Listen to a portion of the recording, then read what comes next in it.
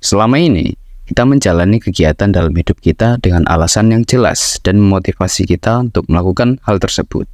Mungkin kalau ditanya, sebagian orang kalau ditanya ya jawabnya ya biar dapat uang, biar bisa jadi pinter, biar bisa gapai cita-cita, dan lain-lain sebagainya.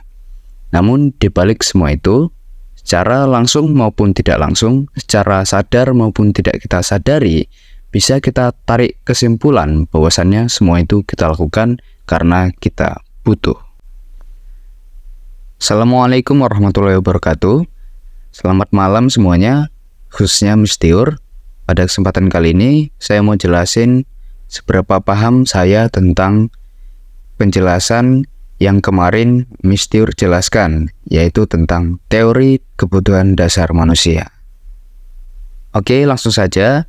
Jadi, berdasarkan pencarian dan pengamatan saya, teori itu sangat mirip dan sepertinya merupakan teori dari seorang psikolog Rusia yang namanya adalah Abraham Maslow.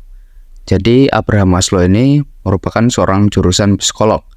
Ya, dia kebetulan juga sangat cerdas dan punya rasa ingin tahu yang tinggi. Dan singkat cerita, setelah dia lulus kuliah, dia langsung mencetuskan teori kebutuhan dasar manusia ini. Dalam mendeskripsikan teorinya, dia menggambar sebuah piramida. Kenapa piramida? Karena dalam teori kebutuhan dasar manusia, jika ingin mencapai kebutuhan yang lain harus memenuhi kebutuhan yang bawah terlebih dahulu, baru kebutuhan yang atas bisa dicapai. Walaupun ini semuanya kebutuhan dasar, namun di dalam teori ini ada yang lebih dasar lagi. Oke, langsung saja. Jadi dari urutan yang paling bawah ada kebutuhan fisiologis, yang dimana kebutuhan tersebut merupakan kebutuhan untuk survive, bahasa sederhananya. Ya, untuk sekedar makan, minum, bernafas, dan lain-lain sebagainya, termasuk tidur.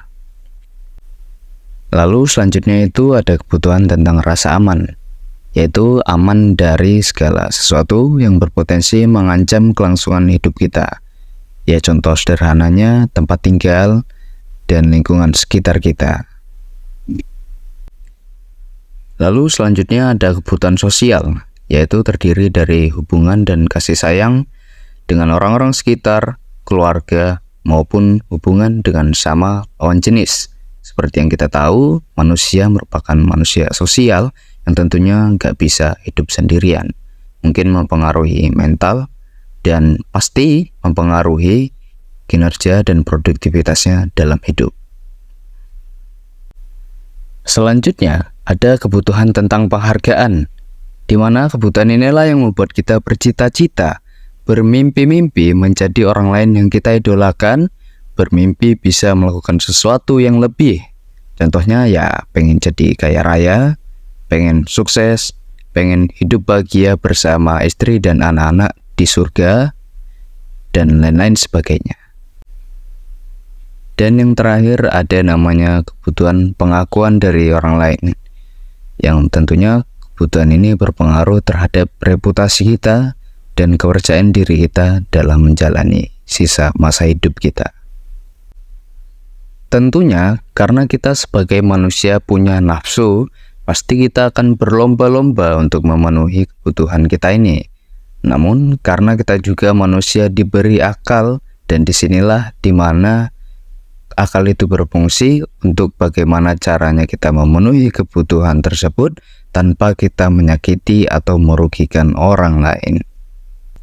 Oke, jadi kesimpulannya, kebutuhan-kebutuhan tersebut secara kita tidak sadari merupakan yang selama ini motivasi kita untuk terus menjalani hidup kita, dan selain itu, teori ini juga berfungsi untuk kita agar kita bisa mengenal diri kita sendiri dan menentukan mana sebenarnya kebutuhan yang kita harus penuhi agar kita bisa mengatur skala prioritas dan menemukan langkah awal yang benar untuk melengkapi diri kita sendiri dan terus berkembang ke depan dan ke depannya lagi. Tentunya tanpa menyakiti dan merugikan orang lain. Oke, semuanya, sekian video pemahaman singkat dari saya tentang kebutuhan dasar manusia. Jikalau ada yang keliru atau salah penyampaian, mohon dikoreksi di kolom komentar. Sekian video saya kali ini. Saya tutup dengan wabillahi taufik wal hidayah. Wassalamualaikum warahmatullahi wabarakatuh dan selamat malam.